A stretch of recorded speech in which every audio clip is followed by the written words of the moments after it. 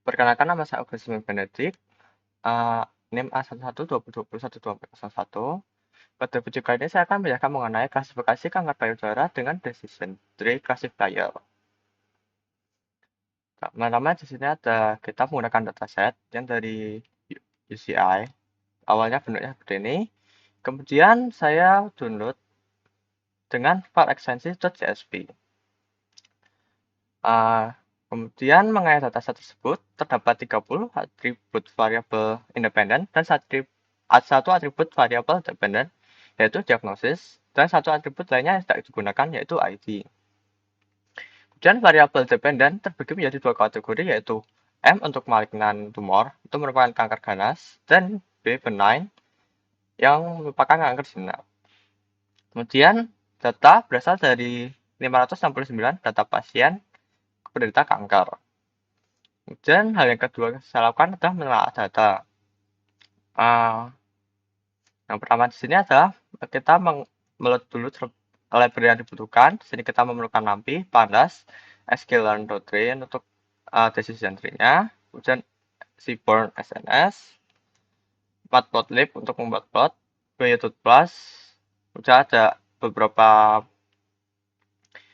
library dari sklearn dan Ipython display untuk mendisplay image. Kemudian dataset yang tadi saya unduh berekstensi .csv saya masukkan dalam Google Drive. Kemudian di sini saya mounting terlebih dahulu Google Colab saya ke dalam Google Drive saya. Kemudian saya meload datasetnya. Bisa dilihat di sini dataset yang ada yang tadi saya dapatkan masih belum memiliki header, dan untuk header tersebut bisa didapatkan dari link yang lain yang berisi additional information di sini. Namun di sini untuk fiturnya masih berupa radius 1, tekstur 1, parameter 1, area 1, dan kawan-kawannya.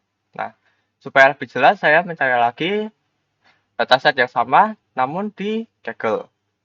Di sini dia sudah lebih jelas, sudah ada diagnosis, radius min, tekstur min. Ada yang berupa SE juga, di sini juga bisa dilihat dari sini.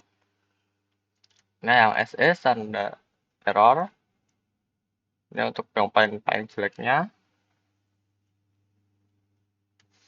Nah, kemudian saya masukkan terlebih dahulu header yang saya dapatkan dari Google ini. Supaya lebih jelas datanya, saya masukkan header ke dalam dataset tersebut. Jadi di sini sudah bisa dilihat bahwa datasetnya sudah memiliki header berupa ID, diagnosis, adjustment.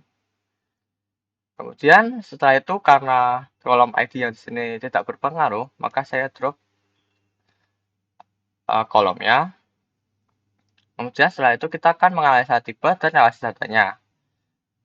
Untuk melihat tipe datasetnya, kita tinggal menulis type dataset. Di sini bisa merupakan data frame, berupa data frame datasetnya. Kemudian untuk ukuran datasetnya adalah 569, ini 569 data dengan 31 kolom. Kemudian untuk infonya ada seperti ini.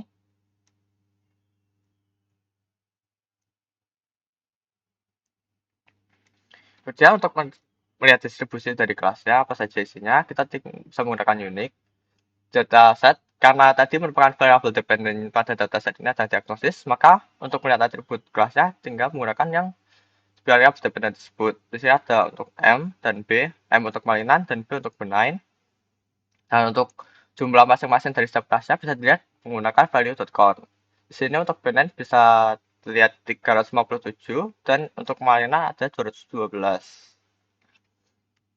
Kemudian untuk melihat distribusinya secara visual, kita bisa menggunakan library SNS.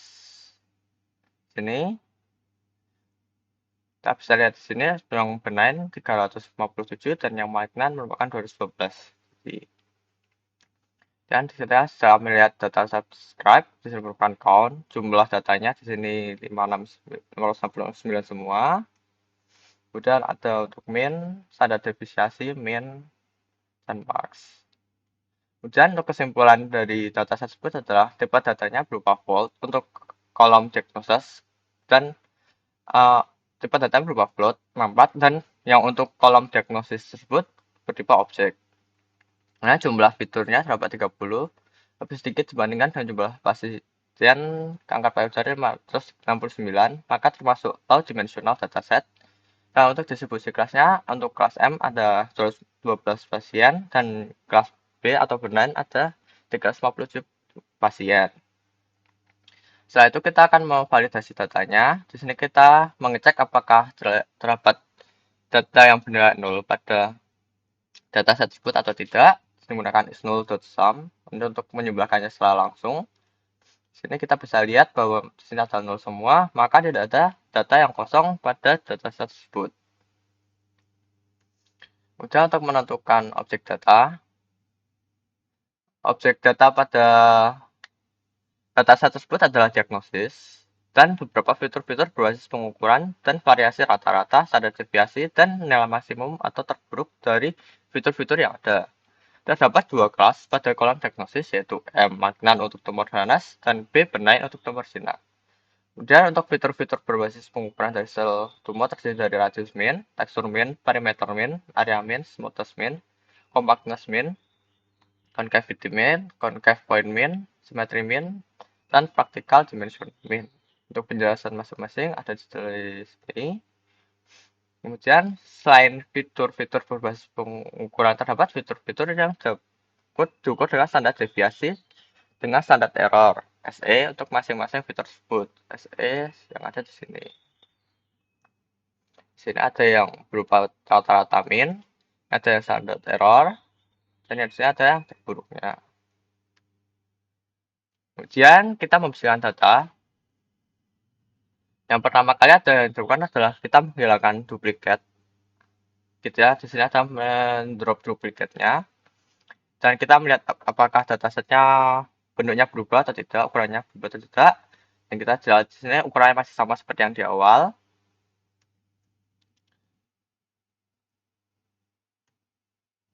Di sini masih ukurannya sama, 569,31. Sama.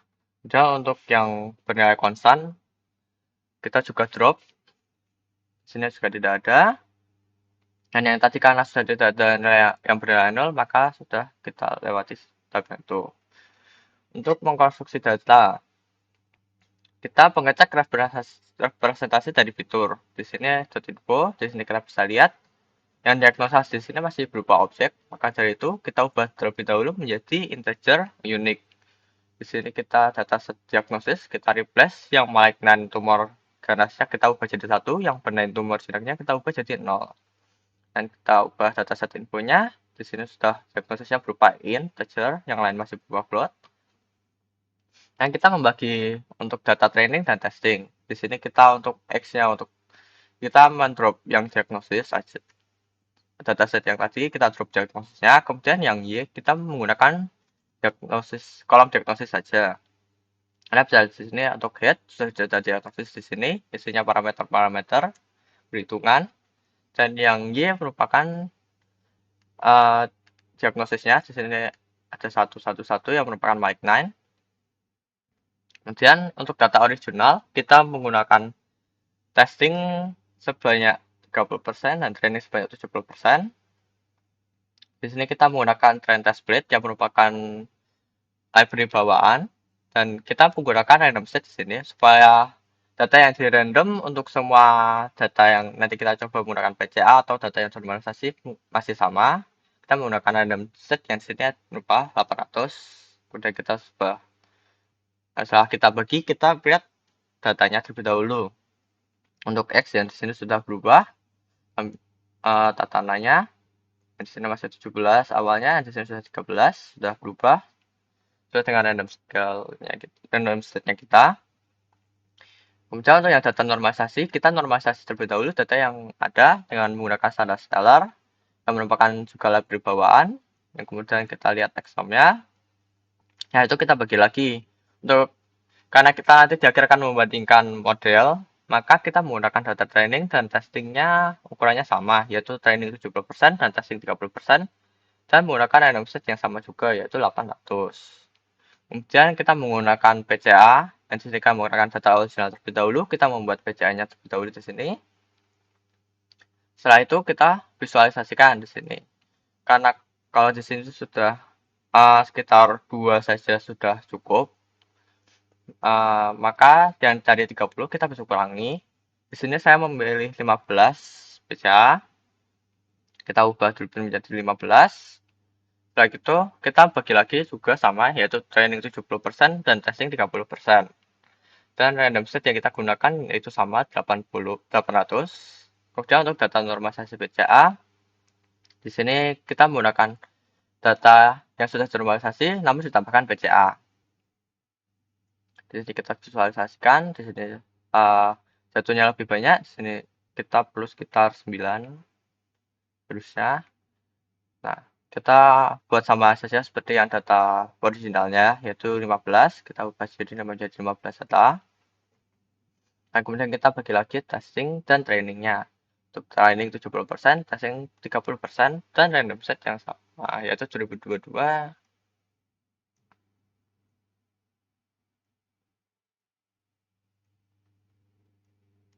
Nah, untuk menentukan label data yang ada pada kelas ini merupakan kelas M dan B. M untuk mainan dan B untuk bermain. Kemudian untuk pengembangan model, kita di sini menggunakan modelan menggunakan decision tree. Parameter yang dipakai yaitu kriterian unit dan entropi, yang ada max depth, min simple split, dan min sample lift. Kemudian untuk skala pengujiannya kita menggunakan akurasi, presisi, dan recall. Pengujian menggunakan data original, pengujian menggunakan data yang sudah dinormalisasi, pengujian menggunakan data original yang diberikan BCA, dan pengujian data yang sudah dinormalisasi dan diberikan BCA. Kemudian di sini kita membuat model pipeline decision tree terlebih dahulu menggunakan pipeline, model dan model decision tree Calify ini merupakan library bawaan juga. Yang kita masukkan parameternya di sini ada random nilai dari 1 hingga 21, jadi menggunakan random. Kita menggunakan hyperparameter, menggunakan parameter yang sudah di sini. Kemudian kita melakukan pemodelan dengan decision tree. Di sini kita menggunakan data original terlebih dahulu, kita buat menggunakan CSV, base animator, dan kemudian untuk parameternya yang sini sudah keluar. Karena kita menggunakan parameter yang di sini seharusnya parameter paling bagus itu menggunakan model entropi untuk max depth-nya 4, min sample lift-nya 5, dan min sample split-nya 2, dan untuk random set 400 sama. Dan dari model tersebut kita sudah bisa visualkan, tampilkan seperti ini. Ini yang merupakan data normal, data original terlebih dahulu. Dan kita menggunakan data normalisasi.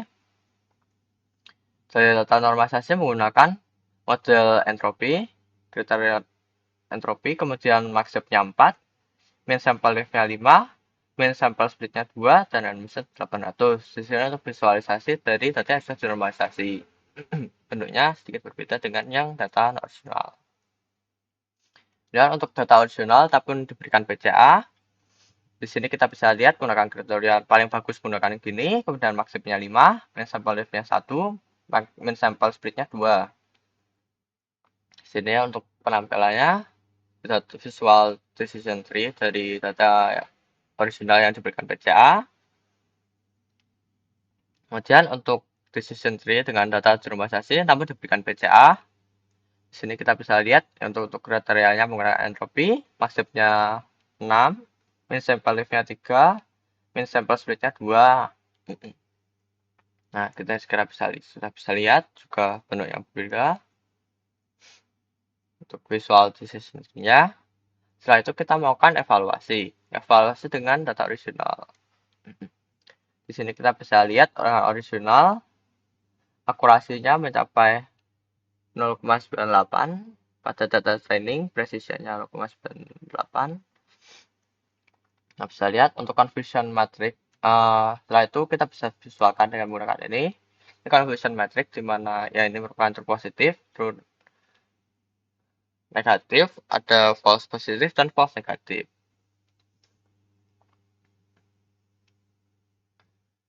Di sini untuk evaluasi data yang normalisasi sudah juga akurasi.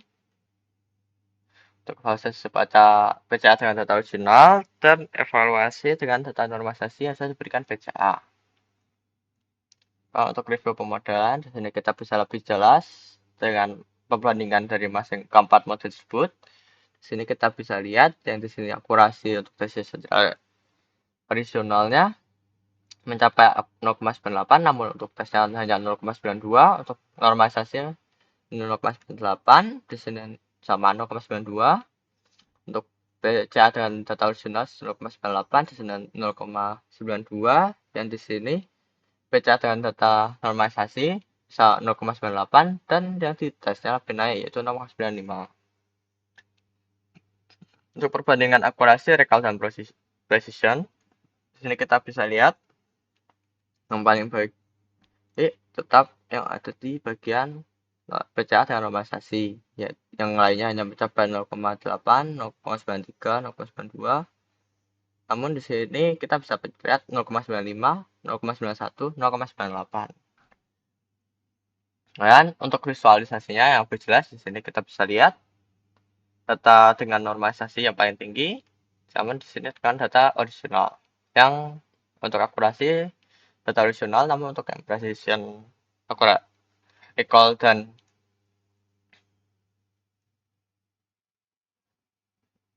akurasi masing-masing di sini lebih tinggi pada decision data normalisasi PCA.